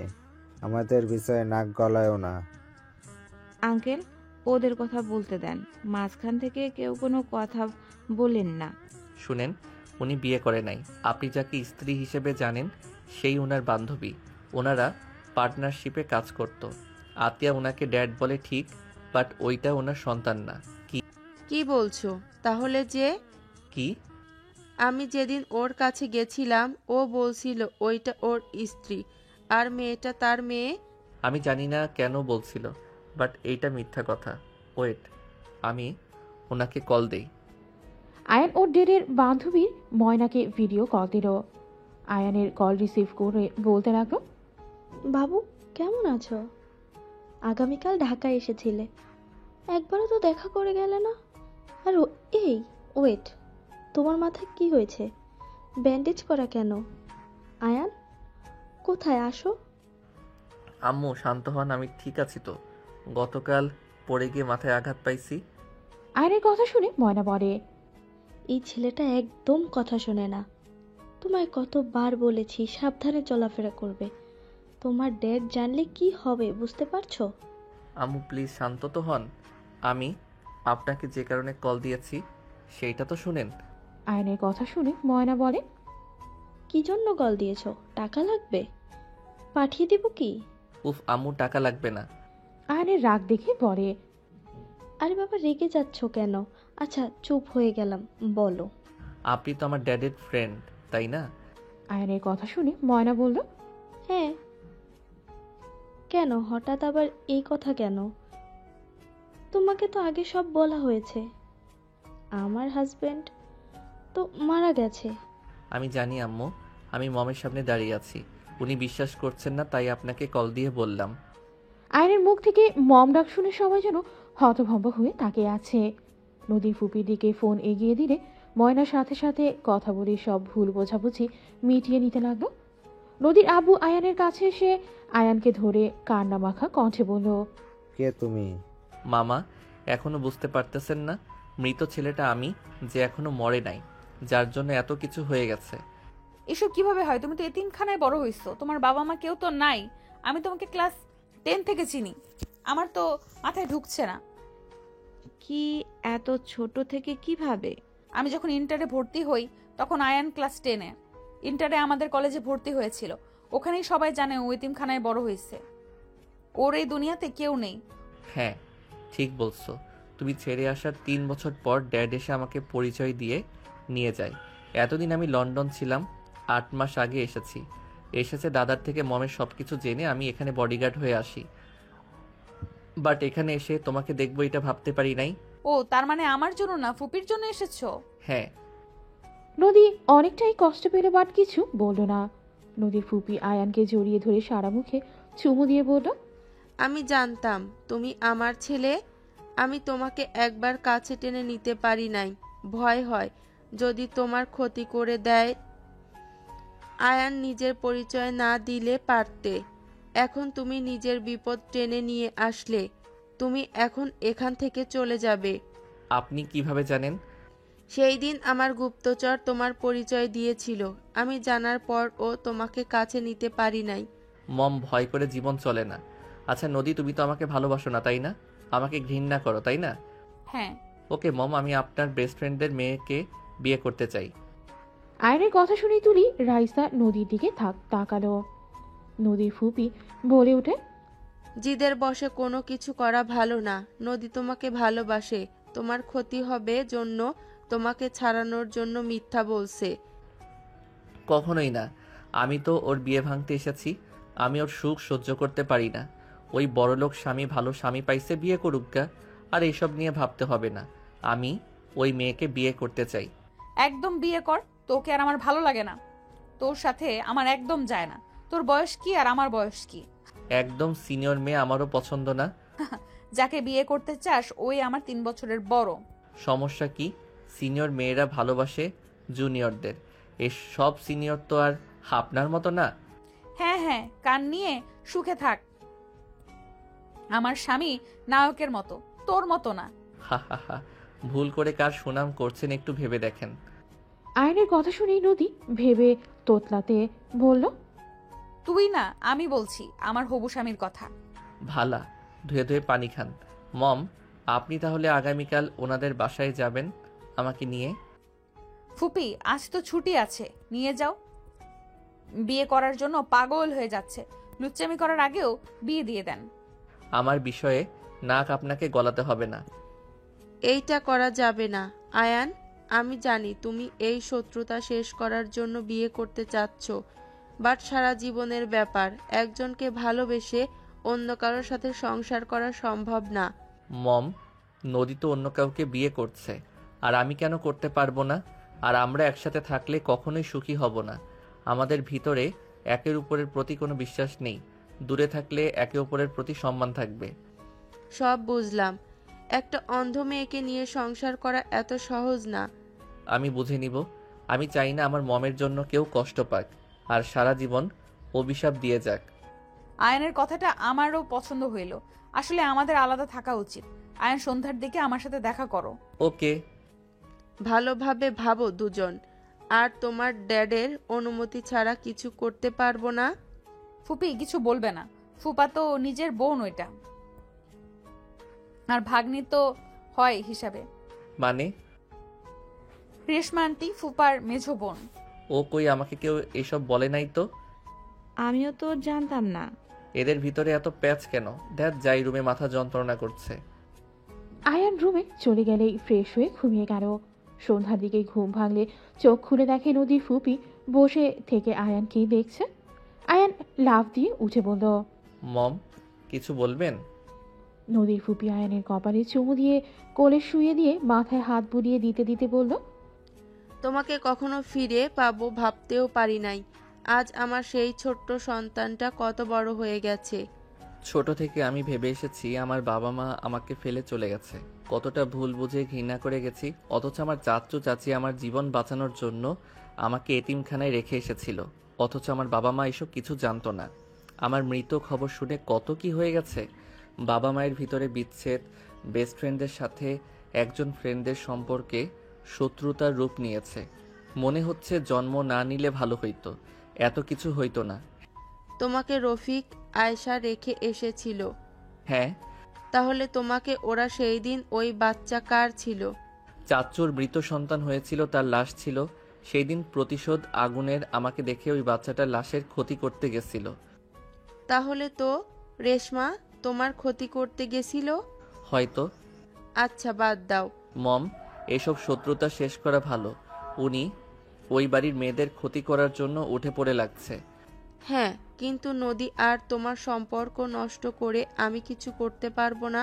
ওইসব নিয়ে ভাবতে হবে না, আপনাকে যা বলছি তাই করেন। তোমার ড্যাড দেশে কবে আসবে? কিছুদিনের ভিতরে আসবে। ও আচ্ছা, রাতে কি খাবে বলো, আমি রান্না করব। আপনার যেটা ভালো লাগে। তুমি কি পছন্দ করো সেইটাই বলো। ওকে ভুনা খিচুড়ি আর ভুনা মাংস হইলে হবে। ওকে, এখন কি খাবে? এখন কিছু খাবো না। নদীর ফুপি চলে গেলে আয়ান উঠে ওয়াশরুমে গিয়ে ফ্রেশ হয়ে নিল। আয়ান ওর ড্যাডকে কল দিল। আয়ানের ড্যাড কল রিসিভ করে বলল, আয়ান কেমন আছো? আলহামদুলিল্লাহ, আপনি কেমন আছেন? আলহামদুলিল্লাহ। তোমার মম কেমন আছে? ভালো ড্যাড, আমি বিয়ে করতে যাচ্ছি। কাকে? রেশমা ফুপির মেয়েকে। কি? রাইসার কি হবে? রাইসাকে আমি ভালোবাসি না, আর রাইসাকে আমার পছন্দ না। আর রাইসা বুদ্ধিমান মেয়ে, ওই কিছু বলবে না। তুমি জানো তোমার মমের শত্রুকে? আমি সব জানি। আমি ওনাকে বিয়ে করে সব শত্রুতা শেষ করতে চাই। আমার জন্য তো মম মেয়েটাকে কিডন্যাপ করছিল, আর মেয়েটা এমন হবে মমও তো জানতো না। তাই আমি বিয়ে করে মেয়েটাকে সুন্দর জীবন দিতে চাই। আমার ছেলেটা এত বড় হয়ে গেছে, সত্যি গর্ব হচ্ছে আমার। ওকে, যেটাই ভালো লাগে করো, কিন্তু হ্যাঁ, নিজের মনের বিরুদ্ধে কিছু করো না। Okay dad. আর বিয়ে হইলে বউয়ের প্রতি এমনিতে ভালোবাসা চলে আসবে। তারপর ভালোভাবে ভেবে দেখো। ভাবা শেষ। আগামীকাল যাব, আপনি চলে আসেন। ওকে। আয়ান আরো কিছুক্ষণ কথা বলে। ফোন রেখে আয়ান সোজা রুম থেকে বের হয়ে নদীকে দেখে বলল, নদী চলো। হ্যাঁ চলো। কোথায় যাবে দুজন? দরকার আছে আয়ান, চলো। আয়ান নদী বের হয়ে গেল। আয়ান নদী গাড়ির ভেতরে চুপচাপ বসে আছে। নদী দিকে আয়ান তাকিয়ে বলে, ডিভোর্স লেটার তৈরি করে রাখছো তাই না? হ্যাঁ, তুমি কিভাবে জানলে? 2 দিন আগে তুমি রেডি করছো। আমি সব খবর রাখি। তুমি আমাকে ভালোবাসো না, আমাকে ক্ষমা করো। আর একটু আগে বুঝলে কখনোই তোমাকে টাচ করতাম না। তুমি অনেক ভালো ছেলে, আর নাবিলা আপু অনেক ভালো। আশা করি সুখে থাকবে। ও আচ্ছা, একটা জিনিস বুঝলাম, মাঝে মাঝে চোখের দেখা সবসময় সত্যি হয় না। এতদিন ভেবেছিলাম যেমন হোক তোমার আমার প্রতি আগের মতো ভালোবাসা আছে, বাট আমার ধারণা একদম ভুল। গতকাল তুমি সত্যি ভয় পাচ্ছিলে আমি তোমার বিয়ে ভেঙে দিব। আমি এত খারাপ না যে তোমার সুখ আমি কেড়ে নিব। অভিনয় অনেক ভালো করছো। কি বলতে চাও? কিছু না। দুইজন চুপ হয়ে গেল। আয়ানের বুকটা যেন ফেটে যাচ্ছে। আয়ান মনে মনে ভাবতে লাগলো, যখন আমি ভালোবাসি নাই তখন তুমি আমাকে পাওয়ার জন্য পাগলামি করলে, আর আজ যখন আমি তোমাকে ভালোবাসতে শুরু করলাম তখন তুমি অন্য কাউকে ভালোবাসো। সত্যি আমার ভালোবাসতে অনেক দেরি হয়ে গেছে।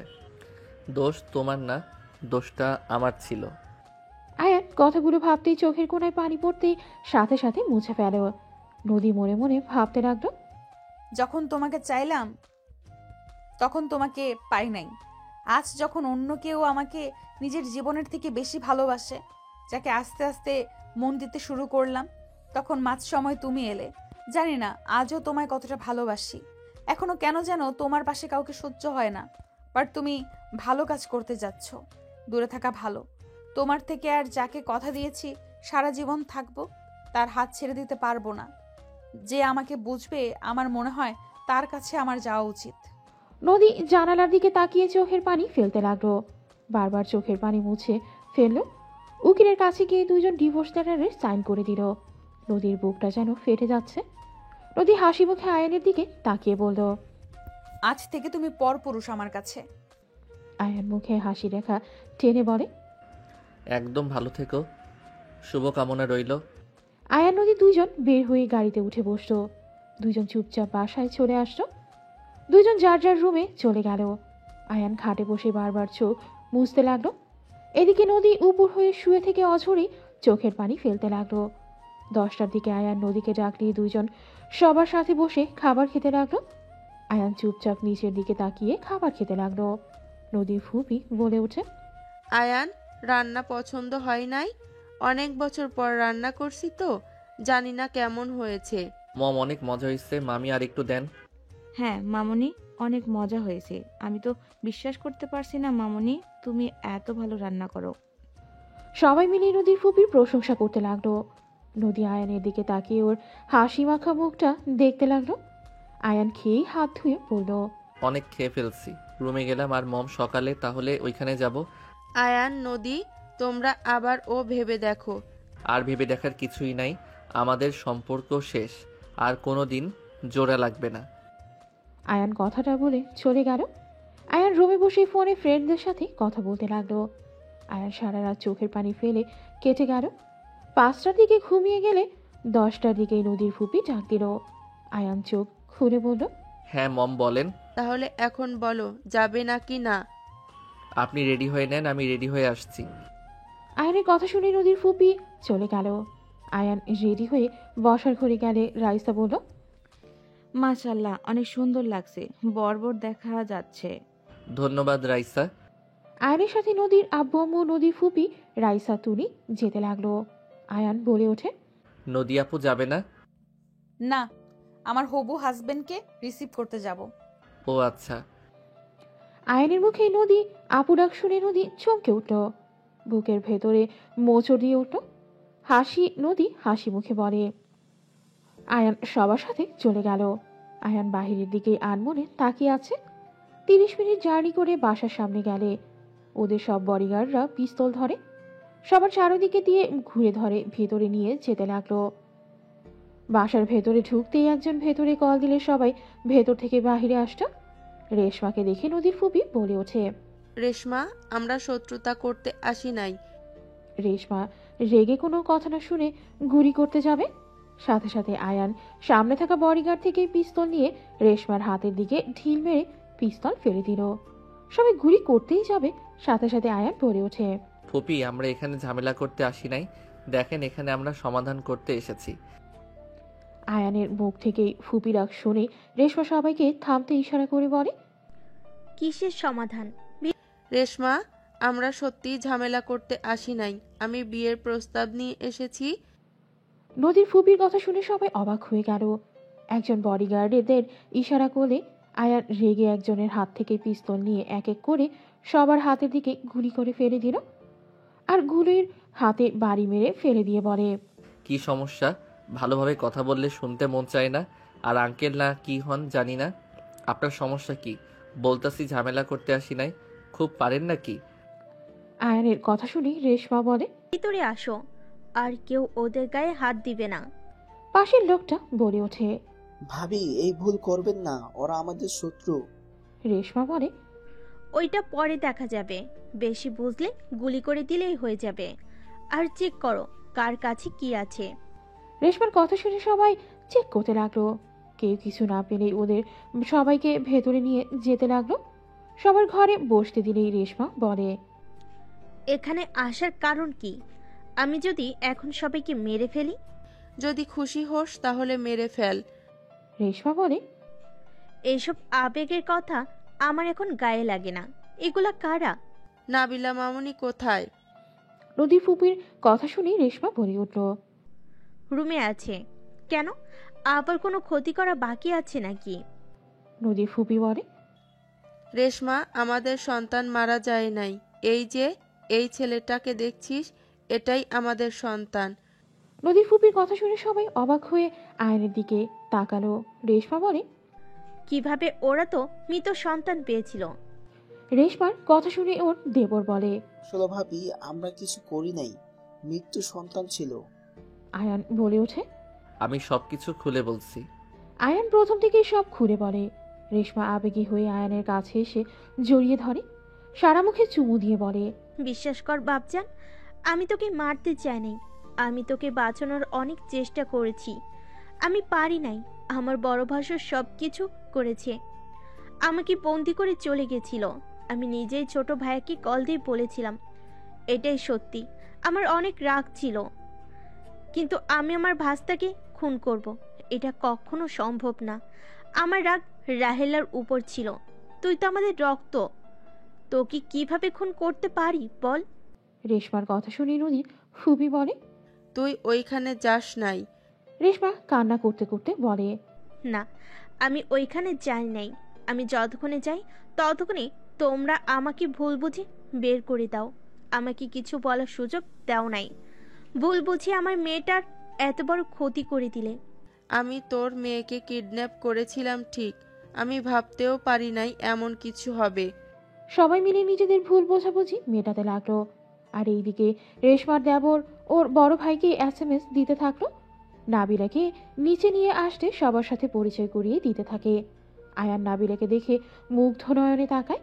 নদীর ফুপি বলে, আমার বৌমাকে আজকে বিয়ে পড়িয়ে রাখবো, আর তোর ভাই দেশে আসলে ওদের বিয়েটা অনুষ্ঠান করে তুলে নিব। আমার ছেলে যেভাবে তাকিয়ে আছে। আয়ান লজ্জা পেয়ে গেল। নাবিলা বেশ লজ্জা পেয়ে গেল। সবাই হাসতে লাগলো। সবাই মিলে কথাবার্তা বললেই কাজী সাহেব নিয়ে আসলে আয়ান নাবিলার বিয়ে পড়ানো শুরু করে দিল। আয়ানের চোখের সামনে নদীর মুখ ভাসতে লাগলো। আয়ান বারবার নিজেকে কন্ট্রোল করতে লাগলো। আয়ান ভাবতে লাগলো, নদী তোর থেকে ওনার সাথে ভালো থাকবে আয়ান, এইসব নিয়ে আর চিন্তা করিস না। ওই তোকে ভালোবাসে না, ভালোবাসলে ওই ডিভোর্স লেটার আগেই রেডি করতো না। ওই তোর থেকে মুক্তি চাই। আয়ান বিয়ে করে নিল। দুজনের বিয়ে পড়ানো শেষ হলে কাজী সাহেব চলে গেল। নাবিল আয়ানের পাশে বসে আছে। রাইসা বলে ওঠে, তোমাদের দুজনকে অনেক সুন্দর মানিয়েছে। কারো নজর যেন না লাগে। নাবিলা বেশ লজ্জা পেয়ে গেল। রেশমা বলে ওঠে, তোমরা রুমে যাইতে পারো একা সময় কাটাতে চাইলে। আয়ান নাবিলার হাত ধরতেই নাবিলা চমকে উঠল। আয়ানের হাত ধরে হাঁটতে লাগলো। আয়ান নাবিলাকে বলল, আপনার কি আমাকে পছন্দ হয়েছে? আম্মুর পছন্দ তার মানে আমারও পছন্দ। তাহলে আপনার আম্মু পছন্দ না করলে আপনি পছন্দ করতেন না? আমি তো চোখে দেখি না, সেখানে পছন্দ অপছন্দ কোনো কিছুই আমার মাঝে নাই। আচ্ছা, তুমি আমাকে বিয়ে কেন করলে? আমাকে তুমি দয়া করলে, তাই না? মোটেও না, আপনি অনেক সুন্দর। এক দেখাতে মন বলল বিয়ে করে নে। আয়ানের কথা শুনে নাবিলা হাসতে লাগলো। আয়ান নাবিলার হাসি দেখে বলে, আপনার হাসি অনেক সুন্দর। ধন্যবাদ। এটাই আমার রুম। কিভাবে বুঝলেন এইটা আপনার রুম? আমার মনের চোখ দিয়ে আমি সব দেখতে পারি। তাই? হ্যাঁ। নাবিলার রুমে ঢুকতেই আয়ান বেশ অবাক হয়ে গেল। নাবিলা বসতে বললে আয়ান বসে পড়ল। আপনার রুমটা তো অনেক সুন্দর। ধন্যবাদ। ওয়েলকাম। আয়ান নাবিলার সাথে টুকটাক কথা বলতে লাগলো। আয়ানের নাবিলার কথাগুলো অনেক ভালো লাগতে লাগলো। আয়ান নাবিলাকে খাবার খেতে ডাকলো। আয়ান নাবিলার হাত ধরে নিয়ে যেতে লাগলো। নিচে গেলে সবার সাথে বসে খাবার খেতে লাগলো। হঠাৎ করে আয়ানের ফোনে কল বাজলে আয়ান কল রিসিভ করলো। আসসালামু আলাইকুম আঙ্কেল, কেমন আছেন? লোকটা আয়ানকে বলে, ওয়ালাইকুম আসসালাম, আলহামদুলিল্লাহ, তুমি? আলহামদুলিল্লাহ। আয়ানের পেছন থেকে রেশমা ভিডিও কলের লোকটাকে দেখে চমকে গিয়ে বলে, ভাইজান, আপনি আয়নকে চেনেন? লোকটাকে আয়ান অবাক হয়ে তাকালো। লোকটা বলে, রেশমা, তুমি আনোয়ারের সাথে কি করো? আয়ান বলে ওঠে, আঙ্কেল, ফুপিকে আপনি চেনেন? আয়ানের কথা শুনে বলে, ফুপি মানে? রেশমা বলে, ভাইজান, এটাই তো বড় ভাইয়ের ছেলে যাকে মারতে গেছিলেন। লোকটা চমকে গেল, বলে ওঠে, তার মানে নাবিলা আম্মুর সাথে তোমার বিয়ে হয়েছে? জি, আপনি তাহলে সেই লন্ডনে বসে থেকে মানুষ খুন করার প্ল্যান করেন? আয়ানের কথা শুনে লোকটা ফোন কেটে দিল। রেশমা বলে, তুমি ভাইজানকে কিভাবে চেনো? আমি ওনাকে বাঁচিয়েছিলাম। উনি তো মারা যাচ্ছিলেন, আমি না থাকলে সেদিন উনি মারা যেতেন। মম, আপনারাও তো কম না। তাহলে সেই দিন ওই মানুষগুলো আপনাদের লোক ছিল, কেউ কারো থেকে কম না। আয়ানের কথায় নদীর ফুপির মাথার নিচের দিকে রাখলো। আয়ান খাবার খেতে লাগলো। সবাই খাওয়া শেষ করে বসার ঘরে বসে আড্ডা দিতে লাগলো। নদীর ফুপিকে আর রেশমাকে দুইজনেই এত আনন্দ করতে দেখে আয়ানের অনেক ভালো লাগতে লাগলো। আয়ানের ফোন বেজে উঠলে আয়ান কল রিসিভ করতে ওই পাশ থেকে বলে ওঠে, অয়ন বাবা, তোমার ড্যাড অ্যাক্সিডেন্ট করেছে, যত তাড়াতাড়ি পারো তুমি লন্ডনে চলে আসো। আয়ানের হাত পা কাঁপতে লাগলো। নদীর ফুপি বলে ওঠে, আয়ান, কি হয়েছে? তোমার হাত পা কাঁপছে কেন? আঙ্কেল, আপনি ওইখানে থাকেন, আমি যত দ্রুত সম্ভব চলে আসছি। আয়ান কল কেটে দিয়ে বলল, মম, আমাকে এখন চলে যেতে হবে। আয়ান কথাটা বলে দৌড়ে বের হয়ে গেল। কাউকে কিছু বলার সুযোগ না দিয়ে আয়ান ফোন দিয়েই টিকিট করতে বলে দিল। ঢাকার উদ্দেশ্যে বের হয়ে গেল। আয়ান ঢাকা গিয়ে পাসপোর্ট নিয়ে সব রেডি করে। আয়ান ও দাদু থেকে বিদায় নিয়ে অ্যাসিস্ট্যান্ট টিকিট দিলে আয়ান চলে গেল। যেতে যেতে আয়ানের সকাল হয়ে গেল। আয়ান সোজা এয়ারপোর্ট থেকে নেমেই সিম চেঞ্জ করে সোজা বাসায় চলে গেল। আয়ানকে দেখে সবাই অবাক হয়ে গেল। আয়ান দেখে ওর ড্যাড সোফায় বসে আছে, হাত পা ব্যান্ডেজ করা। আয়ান ওর ড্যাডকে দেখে দৌড়ে গিয়ে জড়িয়ে ধরে। ড্যাড, আপনি ঠিক আছেন? আমি তো কত ভয় পেয়ে গেছিলাম। তুমি এখানে কিভাবে? তখন আয়ানের আঙ্কেল বলে ওঠে, দুঃখিত স্যার, আপনার অবস্থা ভালো ছিল না। আমি অনেক ভয় পেয়ে গিয়েছিলাম, যার কারণে অয়ন বাবাকে কল দিয়ে আসতে বলেছিলাম। অয়নের ড্যাড রেগে গিয়ে বলে, এভাবে কেউ বলে কতটা ভয় পেয়ে গেছে? ড্যাড, আপনার তো অবস্থা আসলে খারাপ। আঙ্কেলকে কেন বকা দিচ্ছেন? তুমি কত ভয় পাইছো, আর আমি ঠিক আছি। তোমার মাথায় কি হয়েছে? কিছু না, একটু ব্যথা পাইছিলাম। ড্যাড, আপনার অ্যাক্সিডেন্ট কিভাবে হলো? হুট করে মাথা ঘুরছিল, সোজা গাড়ির সামনে গিয়ে পড়ে যায়। আর তেমন কিছু হয় নাই, ঠিক হয়ে যাবে। আচ্ছা শোনো, তুমি যাও, ফ্রেশ হয়ে নাও। হাত পায়ে ব্যথা পাইছেন, আবার বলেন তেমন কিছু না। আর আপনাকে এইসব করা লাগবে না, আমি কোম্পানির দায়িত্ব নিব। অনেক ঘোরাঘুরি করছি। আলহামদুলিল্লাহ, তাহলে তো অনেক ভালো সংবাদ। ওকে, যাও। আয়ান চলে গেল। আয়ান ফ্রেশ হয়ে খাবার খেয়ে ওর ড্যাডদের সাথেই থাকতো। 1 মাস ওর ড্যাডের যত্ন করে সুস্থ করে আয়ান ওর ড্যাডকে নিয়ে দেশে চলে আসে। আয়ানের ড্যাড গাড়িতে বসে আছে। ড্যাড, মমকে ফিরিয়ে নিয়ে আসবেন না? জানি না। ড্যাড, ক্ষমা করে দেন না। এভাবে আর কতদিন বলেন? বাসায় যাই, আগে তার বৌমাকে নিয়ে আসতে হবে। বড় করে অনুষ্ঠান করব। আগে আপনাকে আর মমকে বিয়ে দিব, তারপর দুইজন মিলে অনুষ্ঠান করবেন। আয়ানের কথাগুলো শুনে ড্যাড কিছু বলল না। দুইজন বাসায় চলে গেল। আয়ান রুমে গিয়ে ফ্রেশ হয়ে নাবিলাকে কল দিল। নাবিলা বলে ওঠে, আসসালামু আলাইকুম। ওয়ালাইকুম আসসালাম। আপনি কি আমাকে একটু মিস করেন না? মিস করি, বাট বড়টা তো অনেক ব্যস্ত। তাই হুম। খুব তাড়াতাড়ি আপনাকে বাসায় নিয়ে আসতে হবে। বউ ছাড়া একা ঘুমাতে সমস্যা হচ্ছে। আয়ানের কথা শুনে নাবিলা ফিক করে হেসে দিল। আয়ান মুগ্ধ নয়নে তাকিয়ে বলল, আহ, কি মিষ্টি হাসি। ফাজিল। একবার কাছে নিয়ে আসি, ফাইজলামি কাকে বলে কয় প্রকার সব বুঝিয়ে দিব। তোমার মাথায় কি সবসময় দুষ্টু বুদ্ধি মাথায় ঘুরপাক খায়? হ্যাঁ, বউ থাকলে কি সিঙ্গেল থাকতে মনে হয়? আসলে ফাজিল একটা, মুখে কিচ্ছু আটকায় না। হিহি। আচ্ছা থাকেন, অফলাইনে গেলাম। ওকে, আবার কখন কল দিবেন? আজকে আর দিব না। কেন? এমনি। বাই। আয়ান কল কেটে দিল। আয়ান ফ্রেশ হয়ে খাবার খেয়ে ঘুমিয়ে গেল। সন্ধ্যার দিকে আয়ান ওর ড্যাডকে জোর করে সিগারেট নিয়ে গেল। নদীদের বাসায় ঢুকতেই দরজায় নক করলেই দরজা খুলে গেল। নদীর ফুপি আয়ানের ড্যাডকে দেখে থমকে গেল। আয়ান ওর ড্যাডকে নিয়ে ভেতরে ঢুকলো। সবার সাথে কুশল বিনিময় করলো। নদী ওর হাজবেন্ড নিচে নেমে আসলো।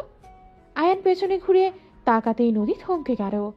আয়ান হাসি মুখে বলল, আসসালামু আলাইকুম দুলাভাই, বিয়েতে তো আসতে পারি নাই, এখন আপনাকে জ্বালানোর জন্য চলে এসেছি। আয়ানের কথা শুনে নদীর হাজবেন্ড হেসে আয়ানের সালামের উত্তর দিয়ে আয়ানের ড্যাড আয়ানের সাথে কুশল বিনিময় করে। আয়ান নদীর হাজবেন্ড গল্প করতে করতেই বাইরে চলে গেল। আয়ানকে কল দিয়ে কাজী আনতে বলে। আয়ান নদীর হাজবেন্ডকে নিয়েই কাজী নিয়ে আসতে যায়। কাজী নিয়ে এসে আয়ানের ড্যাড নদীর ফুপির বিয়ে দিয়ে দেয়।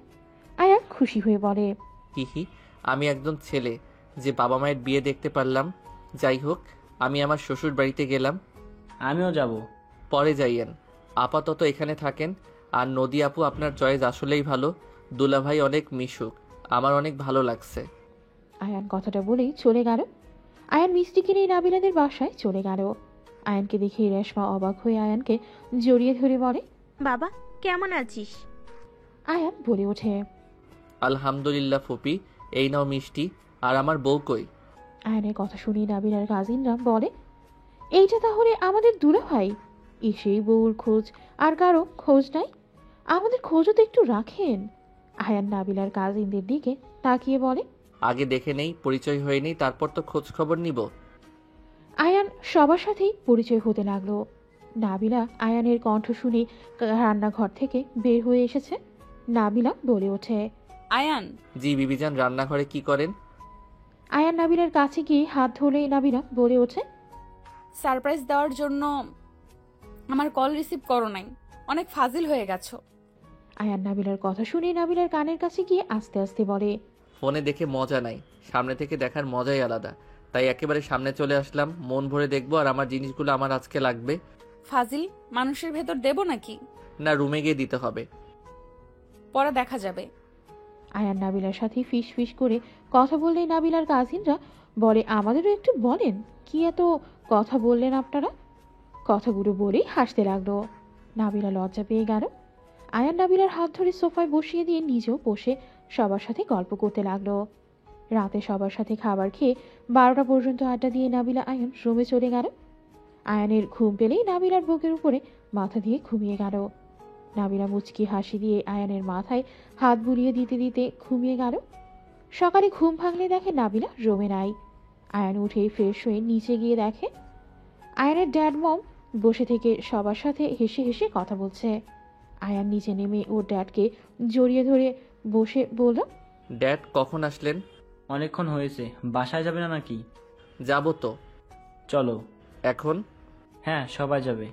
রেশমা, ভাইয়া ভাবি আয়ান খেতে আসো। আয়ান নাবিলার হাত ধরেই টেবিলের সামনে চলে গেল। আয়ান নাবিলাকে খাওয়া দিতে লাগলো। সবাই মিটিয়ে মিটিয়ে হাসতে লাগলে আয়ান পাত্তা না দিয়ে নিজেও খেয়ে নিল। খাওয়া শেষ হলে সবাই রেডি হয়ে চলে গেল। ওইদিকে নদীর ফ্যামিলির সবাই স্টেশনে চলে গেল। সবাই মিলে ঢাকায় চলে আসে। সবার সাথে কুশল বিনিময় করে সবাইকে রুম দেখিয়ে দিলে যার যার রুমে চলে গেল। আয়ান নাবিলার হাত ধরেই কোলে নিয়ে চলে যেতে নিবে, সাথে সাথেই রাইসা বলে ওঠে, অনুষ্ঠান না হওয়া পর্যন্ত এক রুমে থাকতে পারবে না, আমাদের সাথে ভাবি থাকবে। ছাড়ো। আরে আমাদের তো বিয়ে হয়ে গেছে, এখানে আলাদা কেন থাকবো? বাসর ঘর সাজাবো, টাকা নিব, তারপর দুজনকে একসাথে থাকতে দিব। সবাই নাবিলাকে নিয়ে টানাটানি করতে লাগলো। নাবিলা হাসতে লাগলো। নদীর হাজবেন্ডও মজা করতে লাগলো। নদী আয়ানের দিকে তাকিয়ে থেকে দেখতে লাগলো, মুখে হাসি রেখা টেনে চলে গেল। আয়ান বলে ওঠে, শত্রুর দলগুলো। আয়ানের কথা শুনে সবাই হেসে দিল। আয়ান চলে গেল। রুমে গিয়ে ফ্রেশ হয়ে নিল। দুপুরের দিকে সবাই বসে আড্ডা দিতে লাগলো। আর নদীর আম্মু, ফুপি, রেশমা, আয়ানের চাচি সবাই মিলে রান্না করতে লাগলো। নাবিলা, নদী, রাইসা সবাই মিলে আড্ডা দিতে লাগলো। সবাই আড্ডা দিয়ে দুপুরের খাবার খেয়ে যার যার রুমে গিয়ে ঘুমিয়ে গেল। রাতে বাহিরে খেতে চলে গেল। সকালে উঠে অনুষ্ঠানের জন্য সবাইকে দাওয়াত দিতে লাগলো। সারাদিন দাওয়াত দিয়ে হোটেল ঠিক করে ফেলল। 3 দিন পর আয়ান নাবিলার বিয়ের অনুষ্ঠান করে ফেলবে। আয়ান বাসর ঘরের সামনে দাঁড়িয়ে আছে। সবাই 1 লাখ টাকা দাবি করে দাঁড়িয়ে আছে তার সামনে। আর আমার মতো বেকার ছেলের সাথে এমন অন্যায় কিভাবে করতে পারো? 50,000 নিয়ে আমাকে ঢুকতে দাও প্লিজ। হবে না, আমাদের 1 লাখ দিতে হবে, না হলে বাসর ঘরে ঢুকতে দিব না। ড্যাড, যাবো না, এত টাকা আমি কই পাবো? তোমার কার্ড দাও। কার্ড ব্যবহার করি না, আমি গরিব মানুষ। দেখো, যত দেরি করবে তত রাত বাড়বে, আর তোমার বউ ও অপেক্ষা করতে করতে ঘুমিয়ে যাবে। উফ, আচ্ছা চলো, ড্যাডের থেকে টাকা নিতে হবে। আয়ানের কথা শুনে সবাই আয়ানের সাথে যেতে লাগলো। হুট করে আয়ান দৌড়ে বাসর ঘরের ভেতরে ঢুকে দরজা লাগিয়ে দিয়ে হাসতে লাগলো। সবাই দৌড়ে গিয়ে দরজা নক করতে লাগলো। আয়ান হাসতে হাসতে বলে, এমন তাও 50,000 পেতে এখন তাও পাবে না? ফকিন্নি বিড়াল, তোর বাচ্চা উলঙ্গ হয়ে জন্ম নিব দেখিনিস। রাইসার কথা শুনে সবাই ফিক করে হেসে বলতে লাগলো, সব বাচ্চা তো উলঙ্গ হয়েই জন্ম নেয়, তাই না? তাহলে কি বলে গালি দেওয়া যায়? রাইসার কথা শুনে সবাই হেসে বলে, দরজা লাগিয়ে দিয়ে যার টাকা না দিলে বের হতে দিব না। ওটা ভালো আইডিয়া, দিলাম লাগিয়ে, টাকা ছাড়া কিভাবে বের হয় সেটাই দেখব। রাইসার কথাগুলো বলি সবাইকে নিয়ে চলে গেল। আয়ান নাবিলার পাশে বসে ঘোমটা খুলে কপালে চুমু দিয়ে বলল, মাশাআল্লাহ, আমার বউকে একদম লাল টুকটুকে বউ লাগছে।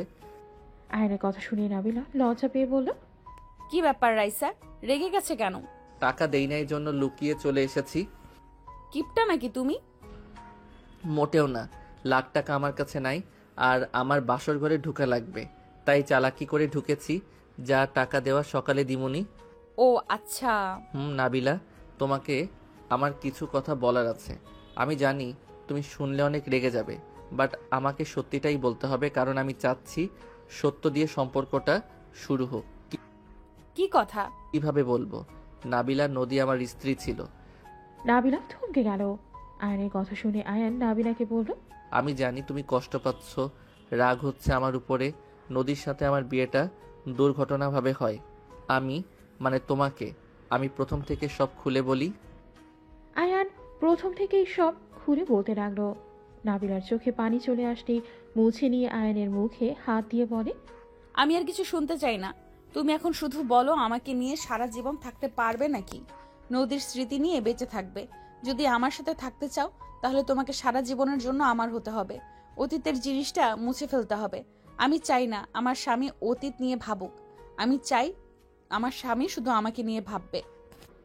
নাবিলার কথা শুনে আয়ান নাবিলার হাত ধরে বলে, আমি তোমাকে কথা দিচ্ছি, আজ থেকে আমি শুধু তোমাকে নিয়ে ভাববো। আমার অতীত আমি ভুলে যাব। আজ থেকে এই মনে শুধু তুমি থাকবে, আর কেউ না। কথাগুলো মনে যেন থাকে। আর আমি অন্ধ, এটা নিয়ে তোমার কোনো সমস্যা আছে? না। আয়ান নাবিলার দুই চোখে চুমু দিল। আয়ান নাবিলার হাত ছেড়ে দিয়ে বলল, ওয়েট। আয়ান পকেট থেকে রিং বের করে নাবিলার হাতে পরিয়ে দিয়ে হাতে চুমু দিয়ে বলল, বিবিজান চলেন না, আব্বু আম্মু হওয়ার ব্যবস্থা করি। আয়ানের কথা শুনে নাবিলা লজ্জায় লাল হয়ে যেতে লাগলো। আয়ান নাবিলার দিকে তাকিয়ে বলল, বাহ, আমার বউয়ের লজ্জামাখা মুখটা দেখতে মিষ্টি লাগছে, মন চাচ্ছে খেয়ে ফেলি। না করেছে কে? নাবিলার কথা শুনে আয়ান খুশি হয়ে সোজা নাবিলার উপরে ঝাঁপিয়ে পড়ল। নাবিলা আয়ানকে পাল্টা কিস করতে শুরু করে দিল। আয়ান নাবিলাকে আদর করতে লাগলো। দুইজন আস্তে আস্তে হারিয়ে যেতে লাগলো ভালোবাসার সাগরে।